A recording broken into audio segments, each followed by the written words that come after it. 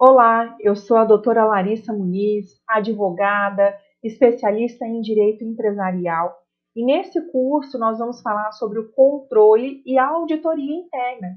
É, Esses dois pilares, eles são pilares fundamentais quando a gente fala de compliance, quando a gente fala de programa de integridade, né?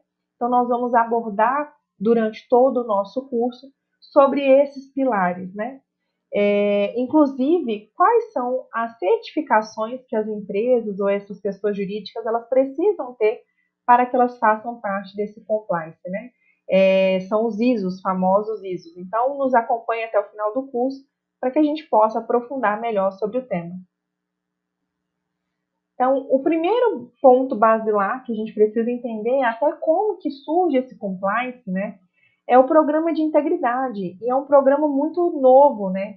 A base legal é a Lei 12.846, de 2013, e ela é decretada, fomentada, somente em 2015, com o decreto 8.420, né? Então, esse programa de integridade, o que ele inclui? Uma auditoria, tanto dos órgãos governamentais, quanto das empresas, quando for acontecer alguma suspeita de alguma transação fraudulenta, né? E outro ponto importante, qual incentivo será realizado a essa denúncia dessa irregularidade, né? Então, aquele ente que está ali participando de uma transação que ele supõe ser suspeita, ele vai ter algum benefício caso ele faça essa denúncia, né? Então, ele vai ter, a gente vai ver no transcorrer aqui do nosso curso. E a aplicação efetiva. Então, quando a gente fala de um programa de integridade, a gente vai falar que também deve ter, primeiramente, um conselho da alta direção, para que ela possa aplicar os códigos de ética, de conduta na empresa, no órgão governamental, né, as políticas, as diretrizes, né? E qual o objetivo disso? O objetivo é detectar e sanar desvios, tanto de empresas, de órgãos públicos, de pessoas jurídicas. Quais as fraudes, como que faz, a prevenção, a punição. Então, tanto a lei quanto esse decreto, ele vem justamente para isso, né? Essa irregularidade desses atos ilícitos, né? E qual é a abrangência? A abrangência ela é aplicada contra a administração nacional e estrangeira. E nós vamos aprofundar agora um pouco no decreto 8.420, e eu trouxe aqui para vocês dois artigos importantes, que ele já começa a trazer essa noção do compliance. E ela fala o seguinte, artigo 41, né, em seu parágrafo único, que o programa de integridade ele deve ser estruturado, aplicado e atualizado de acordo com as características e riscos atuais das atividades de cada pessoa jurídica. E aí, olha só como ela vai caminhando. A qual, por sua vez, deve garantir o constante aprimoramento e a adaptação do referido programa, visando garantir a sua efetividade. Então, aqui nesse artigo, a gente já tem uma noção, inclusive, de compliance dentro do programa de integridade. E ele continua, ele fala o seguinte no seu artigo 42. Para fins do disposto do parágrafo 4º do artigo 5º, o programa de integridade será avaliado quanto à existência e aplicação, de acordo com os seguintes parâmetros. Então, para a gente analisar que esse programa de integridade, ele já tem o princípio do compliance. Ele fala o seguinte, comprometimento da alta direção da pessoa jurídica, incluindo os conselhos, evidenciado pelo apoio visível e inequívoco ao programa. Então, o que ele quer dizer? Que na pirâmide, os primeiros a darem exemplos deve ser a alta direção, para que isso seja efetivo. E aí ele continua, né, no seu inciso 2º, padrões de conduta, código de ética, políticas e procedimentos de integridade. Aí ele fala que não vai ficar só na alta direção, mas é aplicável a todos os empregados, administradores, independente do cargo ou função exercido. Ou seja, quando a gente fala de um programa de integridade, que é a aplicação das normas, do regimento interno, Não estamos falando apenas da alta administração, nós estamos falando que todos aqueles que compõem, seja eles empregados, administradores, independente do cargo, ele também tem que cumprir todos os regimentos internos, os códigos de ética, as legislações, as políticas, tanto internas quanto públicas, né, deve se fazer valer naquele ente jurídico. E vamos falar um pouquinho mais sobre o Programa de Integridade no Brasil, né? Então ele começa com a Lei Anticorrupção de 2013, né, que é a Lei 12.846, e ela foi regulamentada pelo Decreto 8.420 de 2015, ou seja, é muito recente, né?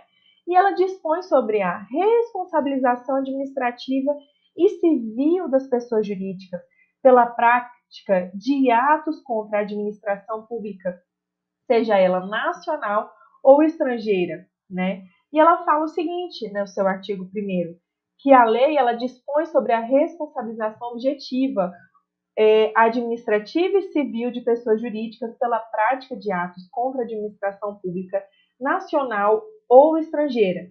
Pessoal, essa responsabilidade objetiva, ela traz uma maior responsabilidade, ou seja, uma responsabilidade direta, do que se fosse uma responsabilidade subjetiva. Então, aqui o legislador está sendo muito claro que quem fizer atos fraudulentos, ilegais, ele será responsabilizado objetivamente.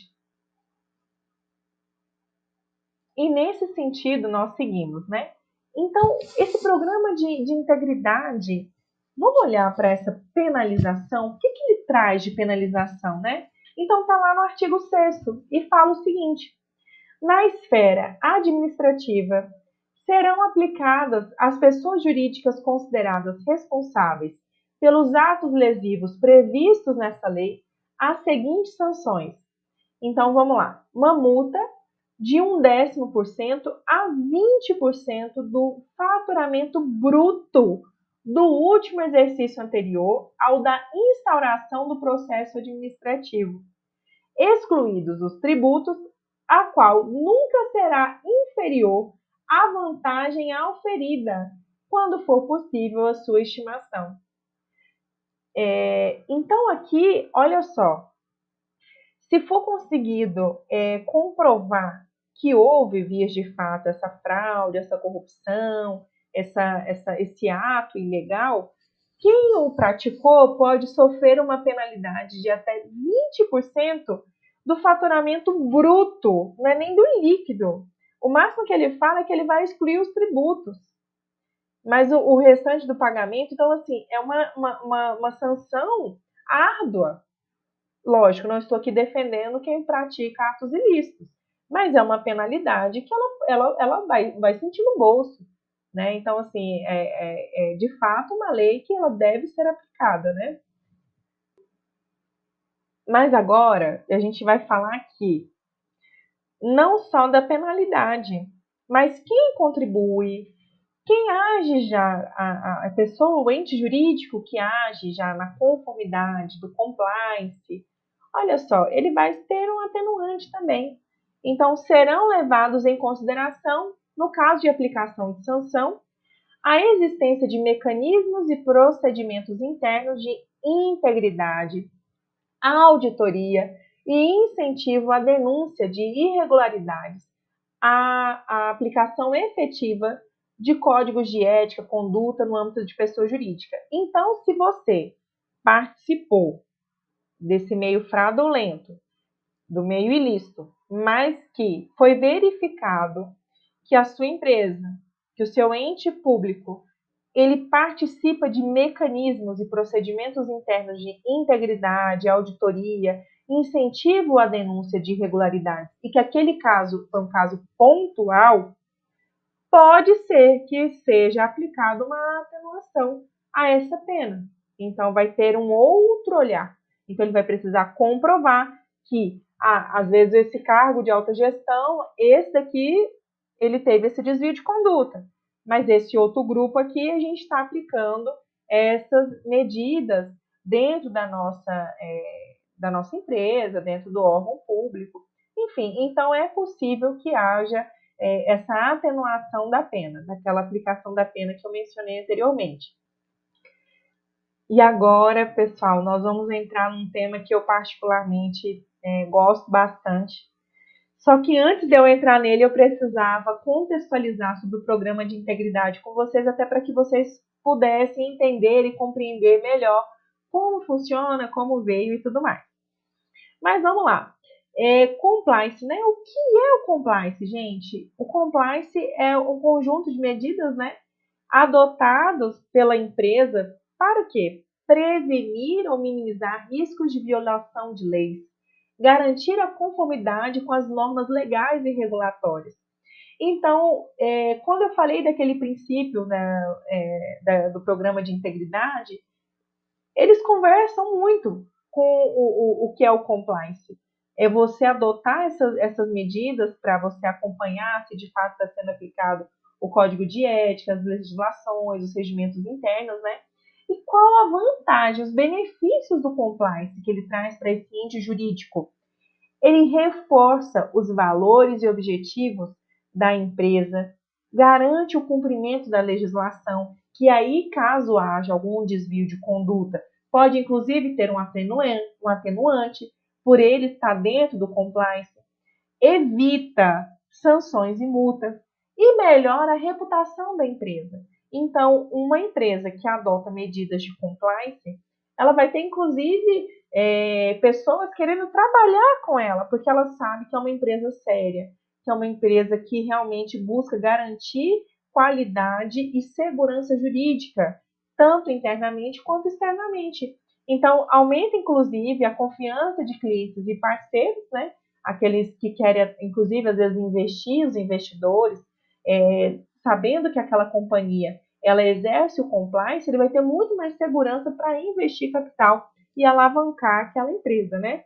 E outra, que é muito importante, promove um ambiente de negócios mais ético e transparente, porque a gente está falando ali de auditoria, a gente está falando de uma transparência, a gente está falando, inclusive, de um acompanhamento periódico